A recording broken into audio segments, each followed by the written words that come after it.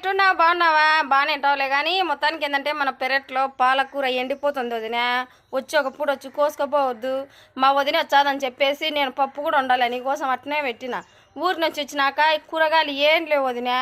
మన సేలు ఉన్నాయేమో 4 కూరగాయలు పంపి అట్నే నేను పాలకూర పంపించా. కానీ చూసినావా మీ అన్న విచిత్రం కాకుంటే ఎవరన్నా పప్పు వండమని చెప్పి టమాటో పండ్లు, పచ్చిమిరకాయలు, చింతపండు, పసుపు అన్నీ దానం చేస్తారా?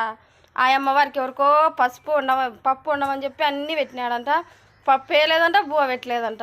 ఇట్లంట అది ఒక్కరోజు ఊర్లో లేకుంటే టీ పొడి కనుక్కలేడు. అట్లా వచ్చేసి పప్పు చేయమని దానం పెడతారా ఎవరన్నా? మీ అన్నట్టు వాళ్ళు ఉండాలి. అయినా నీకు తోడమైనడే మీ అన్న. నీ మాదిరే అన్నీ దానం చేసి పంపించంటాడు, ఏది పుట్టించుకోలేడు.